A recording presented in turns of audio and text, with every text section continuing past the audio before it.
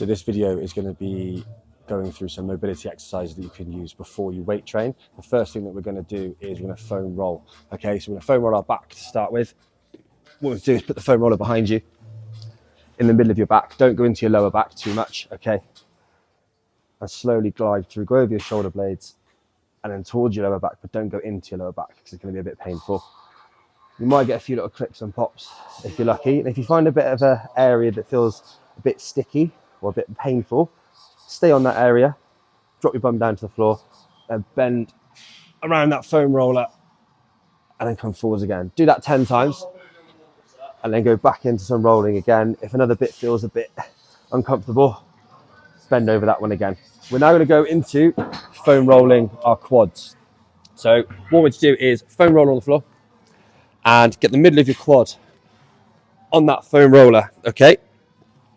You're going to roll slowly through with your knee out to the side and pull yourself through towards your kneecap, but don't hit your kneecap.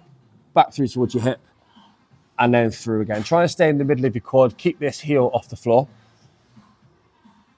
And as you're doing it, think about the most painful areas in that quad, okay?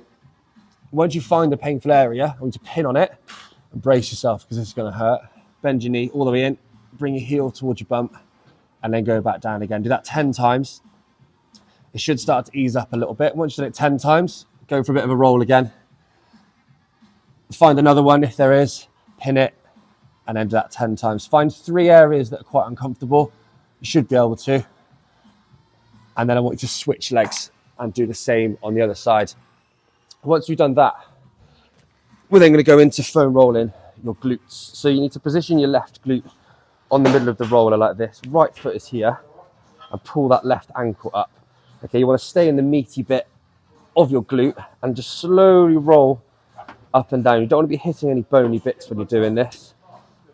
And then again, once you find an area that's a bit tender, stay on it and just roll back and forwards like this. You rock back and forwards without rolling on it, just to massage that area a little bit more, and then you can get back into rolling.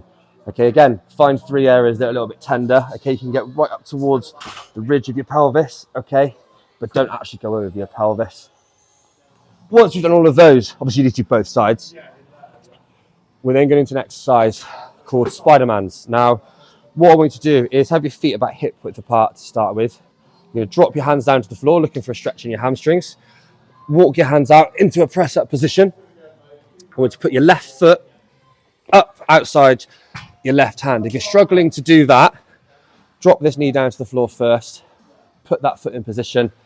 Hands come down, then the back leg comes off the floor like this. You're then going to reach out in front of you, big rotation round, hit yourself on the bump, come around, down to the floor. Swap legs. Big rotation up and round, and then down to the floor. Foot comes back, walk yourself in, big hamstring stretch again, and then come back up to the top. Okay, you need to do 5 of those. We're now going to go into a frog stretch, or sexy frog, as I like to call it. Knees out really wide. Okay, you're looking for an adductor stretch in this position, and you're going to rock back and forwards like this, and the stretch is going to change as you come through that movement.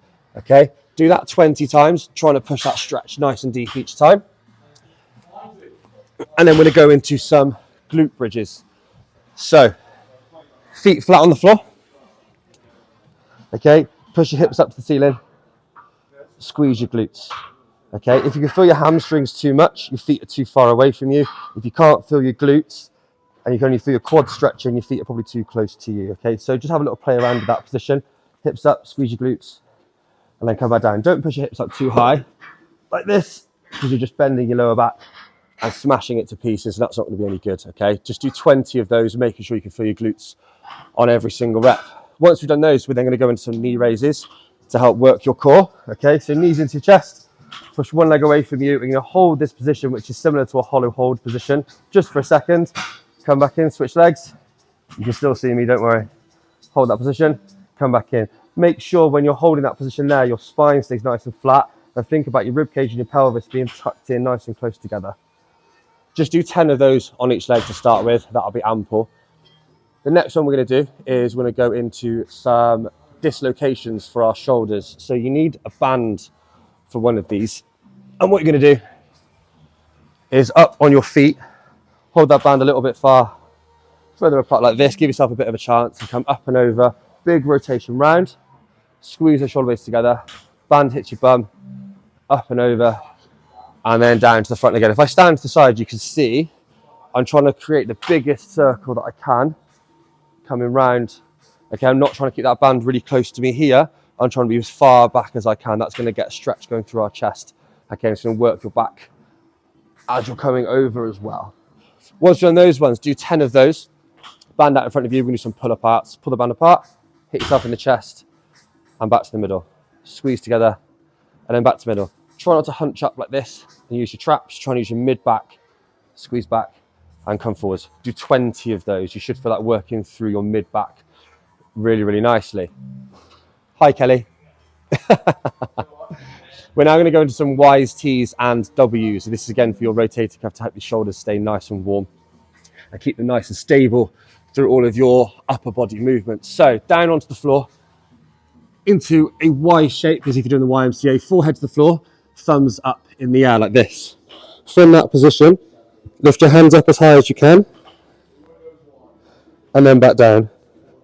Up as high as you can, and back down. It's really tempting when you're doing this to try and skydive and lift up like this, but all that's doing is working your lower back, okay? So your body stays completely still. It's just your arms working off of the floor. That's a Y. We're now going to go into a T shape, like this, forehead to the floor, lift up, and come back down. We're doing 10 of each of these. Little pause at the top. And then the final one is W's. Okay, you're going to be in this position here with your forehead down, elbows and wrists nice and high, push forwards, arms out straight, and then come back in. Arms out straight, and come back in.